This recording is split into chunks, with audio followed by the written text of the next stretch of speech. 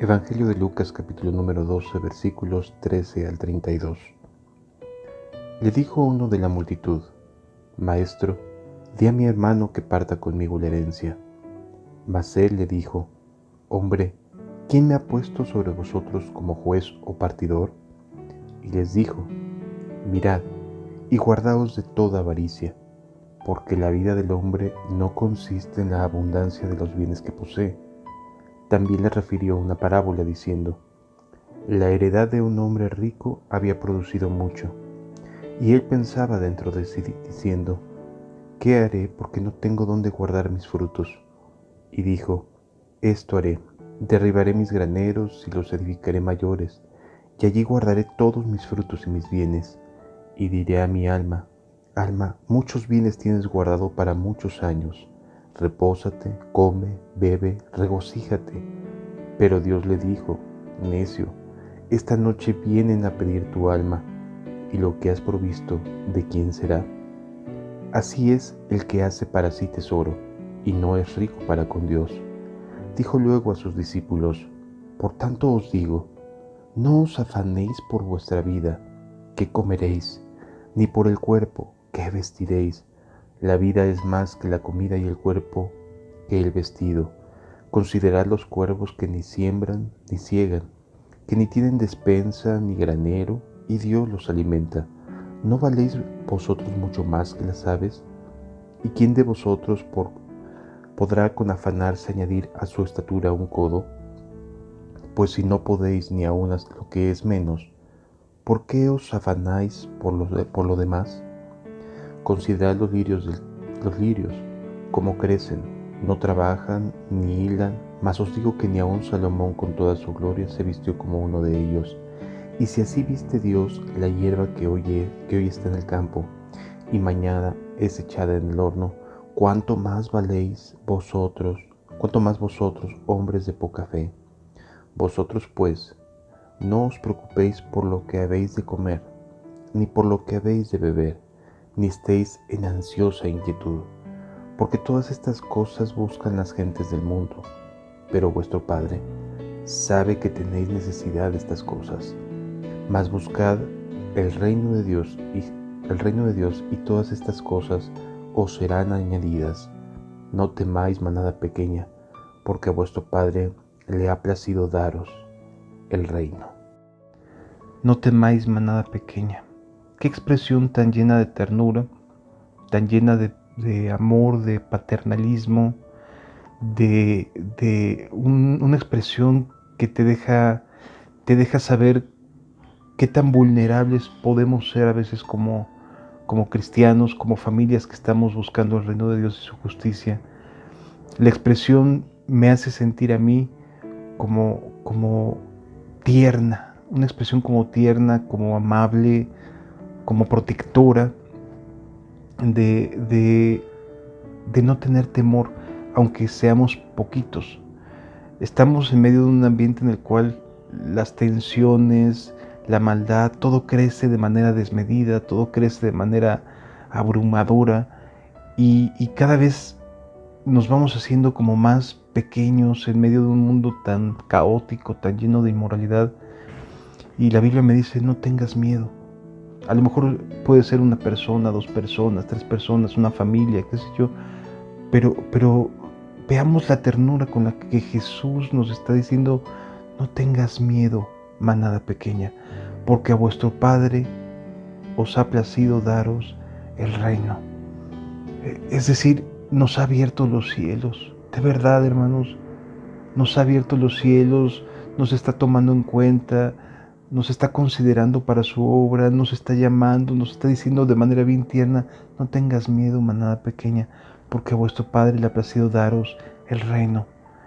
Y entonces nos hace pensar en el siguiente texto, que dice: por tanto, vended lo que poseáis, ¿no?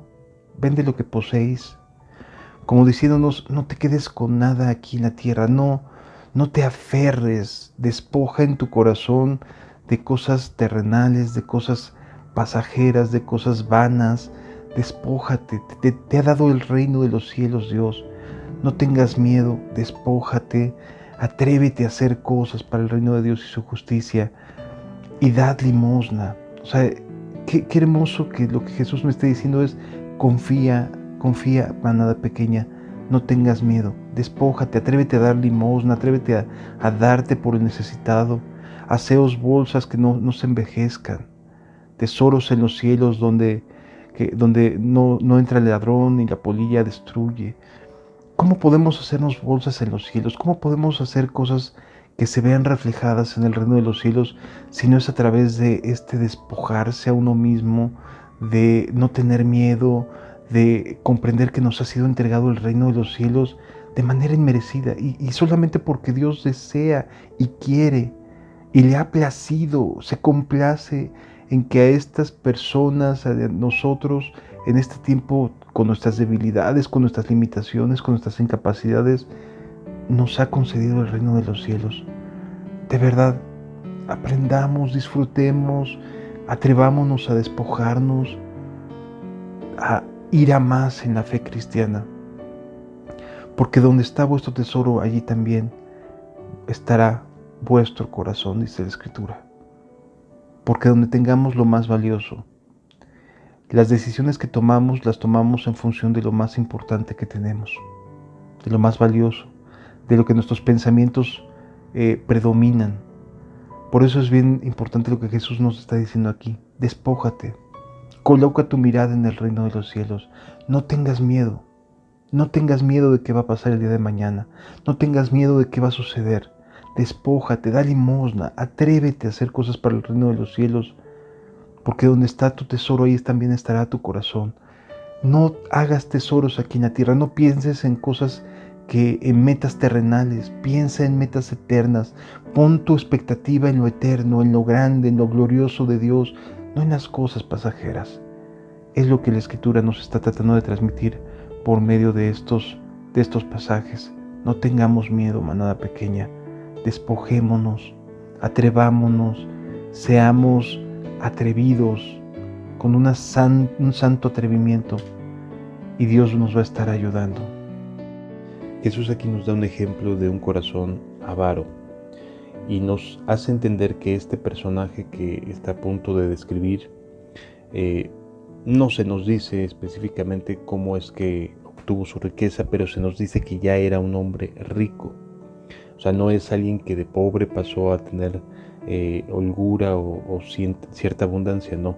Este hombre, nos dice la Escritura, que ya era un hombre rico, o sea, ya tendría y tenía la posibilidad de poder estar desahogado en su vida. Sin embargo, le empieza a ir bien, aún encima de su riqueza le empieza a ir bien, su tierra comienza a dar frutos, sus cosechas son abundantes y comienza a tener muchos frutos de sus tierras. Y entonces lo que hace es pensar en guardar, en atesorar, en tener más de lo que necesitaba realmente. Y el corazón de un avaro tiene esta característica. Siempre cree que necesita más. Siempre piensa que requiere más de las cuestiones materiales. En este caso ni siquiera estamos hablando de dinero, estamos hablando de frutos de la tierra, es decir, había tenido una muy buena cosecha y ello implicaba poder tener muy buenas negociaciones, muy buena seguridad hacia adelante, pero esto se aplica a todos los bienes materiales que podamos tener. La Biblia aquí a mí me enseña que estemos contentos con lo que Dios nos ha brindado, que seamos personas con un corazón que no desee más de cuestiones materiales o terrenales, sino que sepamos ser agradecidos y vivir dignamente con lo que Dios nos ha concedido tener. Porque este hombre nos ejemplifica muy claramente de alguien que sí tenía, pero que le fue bien, y en lugar de quizás repartir, de despojarse para poder ceder sus ganancias o su abundancia con otras personas, no, la concentra sobre sí mismo y se argumenta a sí mismo que pues le ha ido bien, ¿no? O sea, como aquellas personas que pueden tener a lo mejor hoy en día algún negocio fructífero, alguna empresa, y que que piensa o está en su mente con un corazón de acumular, de querer más, de asegurarse más.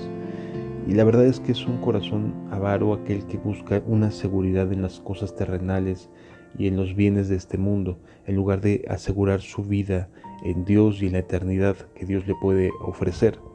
De tal manera que el corazón del avaro es así, no necesariamente puede ser alguien que tenga los miles o los millones, sino que es una persona que quiere estar siempre teniendo este grado de seguridad o de abundancia. Por lo tanto, aquí las escrituras nos enseñan que Dios le llama necio a un corazón que piensa en que su seguridad y que su vida en adelante está garantizada solamente porque tiene algo. Finalmente Dios le dice: necio, esta noche vienen a pedir tu alma. O sea, ese día este hombre podía morir, esa noche iban a pedir su alma. ¿Y de qué le servía haberse dicho a sí mismo, pues ya tengo suficiente, o voy a construir esto, voy a hacer aquello, y mañana haré esto otro? Y es decir, estar como siempre pensando en cuán rico soy, cuán abundante, cuánto bien he tenido, ¿no? Sino que más bien estemos pensando, y lo que quiere Jesús es que nos concentremos en la eternidad, que estemos conscientes todo el tiempo de que estamos aquí de paso, que no somos personas que vayamos a permanecer en esta tierra, sino que somos ya seres eternos. Tú y yo, ya por el hecho de haber nacido, ya somos seres eternos y tenemos por lo tanto un destino eterno. Somos creación, somos criaturas que ya tenemos una vida que va a ser o eterna con Dios o eterna lejos de Dios. Aquí ya no existen dos tipos de personas, sino más bien es que ya somos eternos, ya tenemos una vida que será eterna, y la diferencia la va a marcar dónde vamos a pasar esa eternidad. Entonces, qué importante es que este lapso de tiempo, este efímero momento de la vida, sepamos, conozcamos a Dios, sepamos que vale la pena pasar la eternidad en su presencia y no lejos de su presencia. Este hombre esta noche iban a pedir su alma y había un descuido completo de la eternidad en su corazón. Él estaba viendo sus bienes materiales, él estaba viendo lo que tenía de frente, lo que tenía en su mano, cómo le había ido, lo fructífero que le iba en su empresa, en sus negocios, etc. Y no estaba pensando en lo más importante, que tiene que ver con la eternidad. Amado hermano, amada hermana, discípulo de Cristo, tú y yo ya somos seres eternos. Este cuerpo va al polvo, pero tu alma es eterna. Aquí el asunto es en dónde vamos a pasar y cómo vamos a pasar esa eternidad. Eso es por lo que estamos luchando el día de hoy. Después de esta parábola acerca del corazón avaricioso, voltea con sus discípulos, obviamente queriéndolos instruir, queriéndoles enseñar, que su mente se concentre en las cosas de Dios, en las cosas eternas, y les dice: por nada estáis afanosos. No estemos en este afán de la vida que nos está llevando a querer siempre tener cierto estilo o cierta forma de obtener ciertas cosas. Que tengamos cuidado, que nuestra vista no se desvíe tras lo pasajero o lo terrenal. Por nada estéis afanosos. La palabra afán en el griego significa básicamente inquietud vehemente o pues sí, un estado de ansiedad por tener, ¿sí? Por tener algo. Ese es un afán, querer llegar a obtener algo, y que ese algo produzca en nosotros un carácter hostil, un carácter agrio, un carácter difícil, que nos conlleva a estar concentrados todo el tiempo en eso que queremos obtener. Voy a poner a lo mejor un ejemplo muy cercano a nosotros. Hay personas que se afanan por querer tener construcciones de iglesias, de locales, y ponen en su corazón este afán, esta ansiedad, este estado de corazón que desea y que quiere un local en específico y con estas características, y entonces todo el tiempo está girando su corazón en torno a esta situación, a esto que él desea, a este afán, porque los afanes no necesariamente tienen que ver o no siempre son con relación al dinero por sí mismo. A lo mejor puede convertirse en un afán algo legítimo o lícito. De hecho, si nos ponemos a pensar, este hombre que acabamos de ver la parábola ni siquiera estaba inmerso en un pecado por tener, sino más bien que su corazón estaba completamente desviado de la vida eterna por la vida terrenal. Es esa diferencia lo que puede hacernos entrar o no en el reino de los cielos con Dios. El poner nuestra mirada en las cosas de la tierra o poner nuestra mirada en las cosas del cielo y de Dios. Esta diferencia no significa que estés entregado o entregada a pecados, a una vida mundana. No tiene nada que ver con eso. Tiene que ver con el hecho de estar consciente de en dónde está puesta tu mirada. ¿Qué es lo que estás buscando realmente?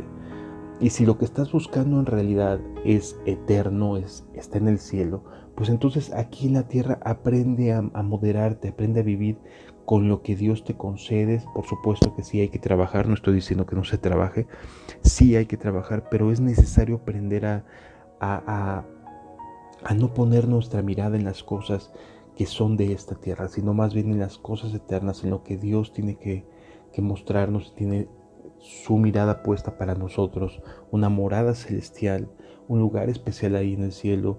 Y la verdad es que aquí en la tierra no necesitamos más que estar satisfechos con comida, con lo que tomamos, con el agua que bebemos, con lo que Dios nos concede vestirnos. Hermano, de verdad, hay gente que se afana por vestirse de marcas internacionales, y se supone que son personas que saben que están de paso. Es inaudito, pero es una realidad. Son personas que se supone que saben que están de paso.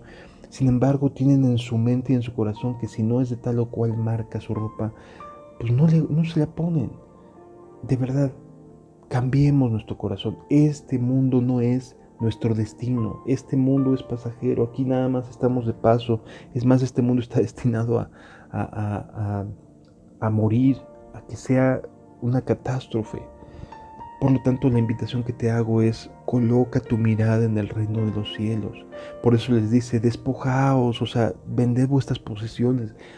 No lo necesitas. Si tienes con qué comer cada día, si tienes con qué vestir, ¿qué importa de qué marca sea? ¿Qué importa qué clase de tenis uses o no? La verdad es que son cosas tan pasajeras, tan superficiales, que nos hablan de un corazón y de dónde está su tesoro. Por eso, hermano, hermana, que escuchas hoy, no está mal que digas: pues me voy a comprar de tal o cual marca. Está bien, no, si lo tienes está bien, adelante, pero que no se convierta en tu afán. Que puedas vestir esa marca o la marca Patito, o la marca, así le llamamos en México cuando son marcas desconocidas, marca Patito, ¿no? O sea, la que no conozco, me la puedo poner lo mismo que la que conozco. Y si tengo acceso a la que no conozco y solo para eso me alcanza, no voy a buscar otra marca, no voy a buscar ropa de marca, no me voy a poner a querer vivir para un objetivo terrenal. Hace muchos años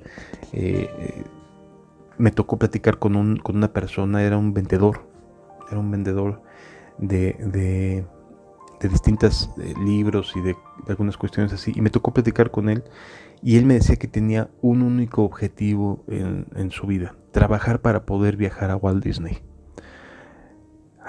La verdad es que me llenó de tanta compasión el hombre, que le dije: ¿de verdad es todo lo que aspiras? O sea, si no lo tienes, ¿ya no te sientes realizado? Y en serio, hermanos, hay personas, y inclusive personas cristianas, que tienen su mirada puesta en las cosas de aquí, de la tierra, que no ven más allá de lo que puedan poseer aquí en la tierra.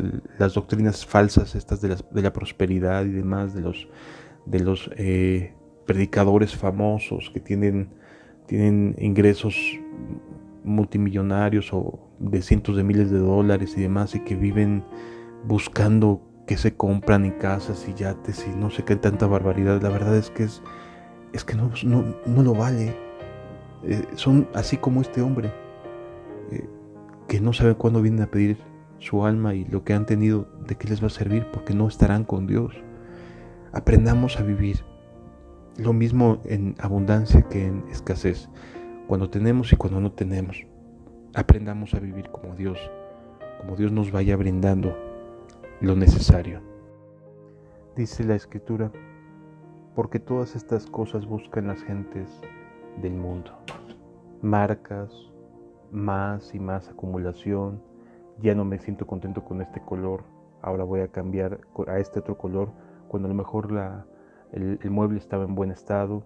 Es decir, siempre está buscando la imagen, la apariencia, el obtener más recursos, el alcanzar mayores capacidades o mayores objetos que tienen mayor valor, etcétera. O sea, siempre hay una búsqueda de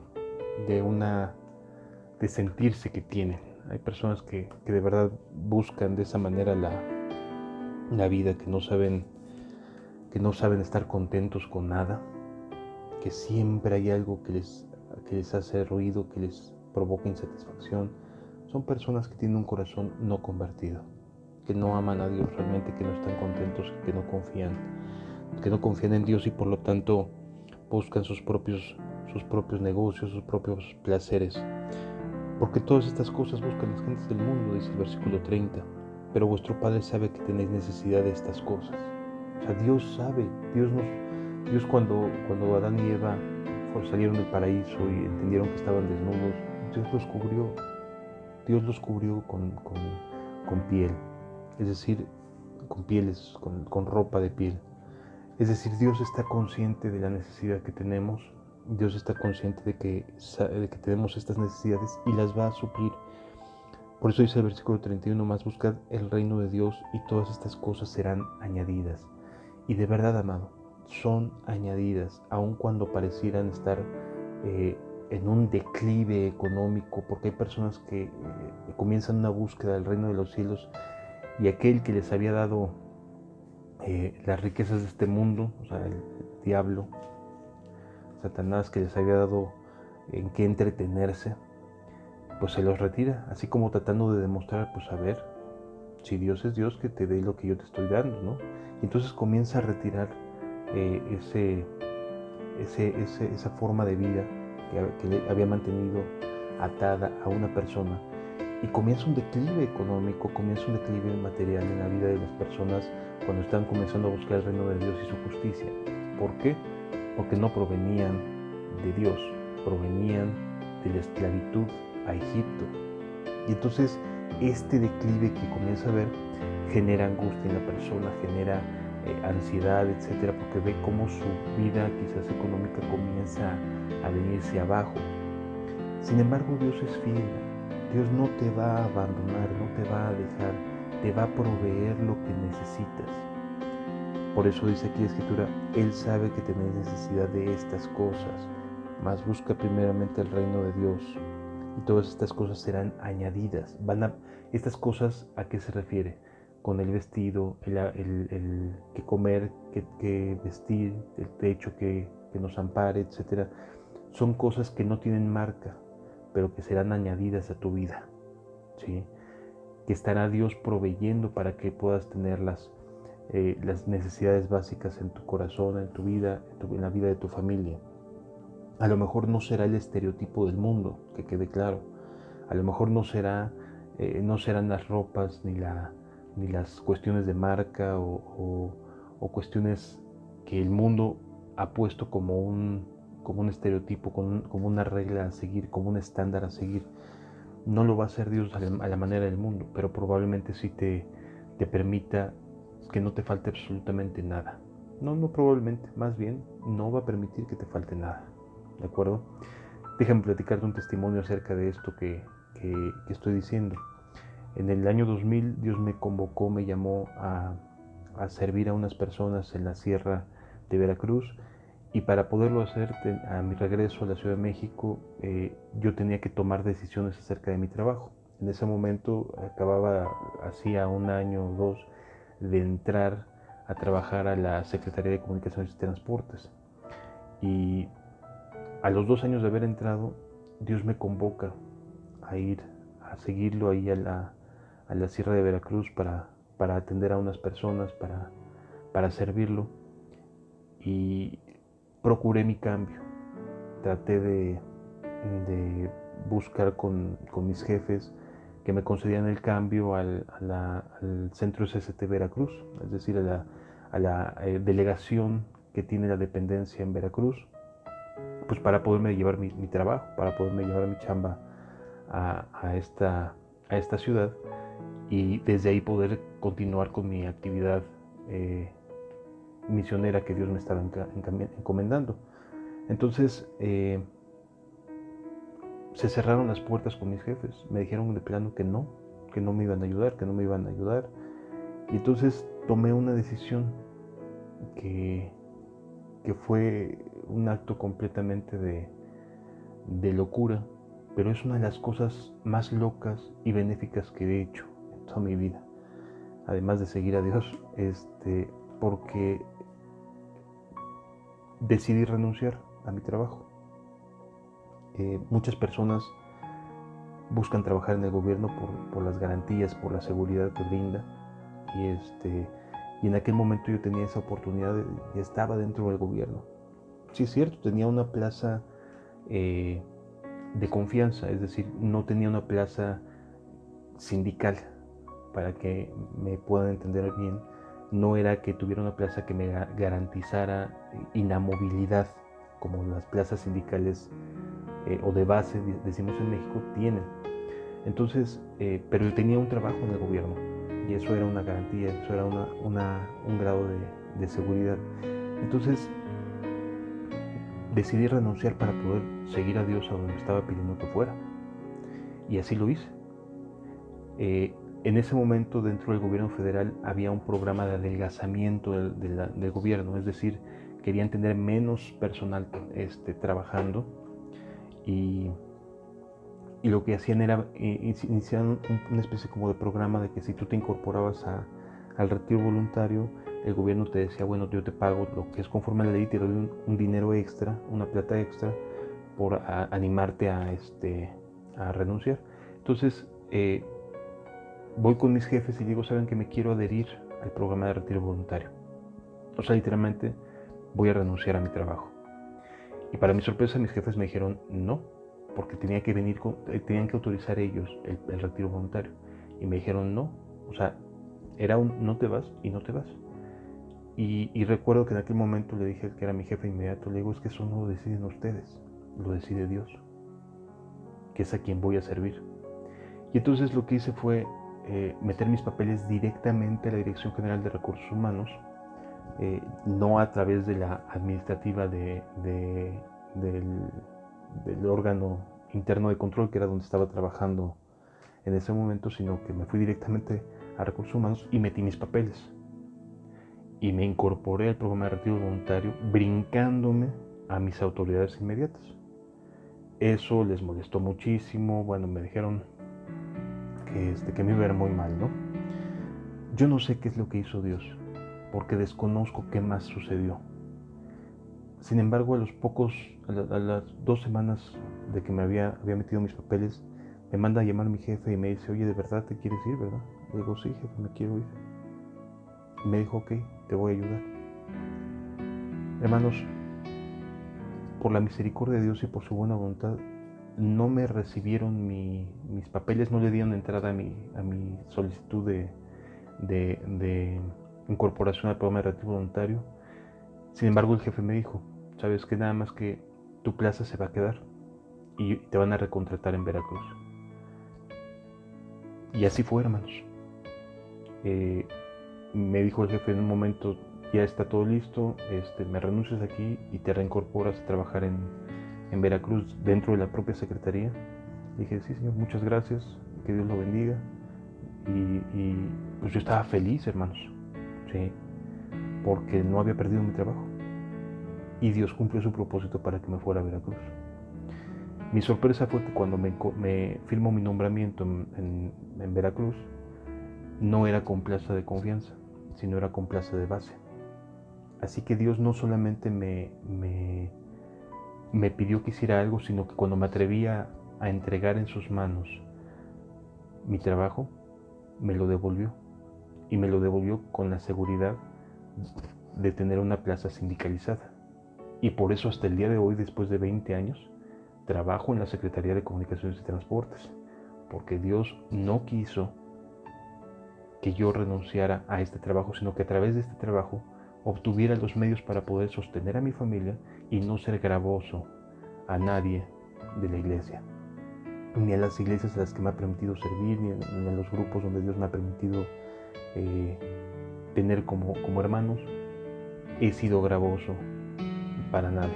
Entonces, ¿a qué voy con esto? ¿O qué trato de transmitir con esto? Que a veces sí nos lleva al punto de Dios de tener que renunciar, pero definitivamente es lo mejor que podemos hacer. No tengamos miedo, manada pequeña, porque a nuestro Padre le ha placido darnos el reino. Avancemos en la dirección que Dios quiere. Ciertamente, no de manera lujosa. El salario que tengo, por ejemplo, en la secretaría no es lujoso, no es que me dé para vivir. Tengo que buscar otros medios para poder sumar. Pero de que Dios ha sido fiel, en todo momento ha sido fiel y lo va a seguir siendo contigo. Espero que te sea de bendición y que Dios te bendiga.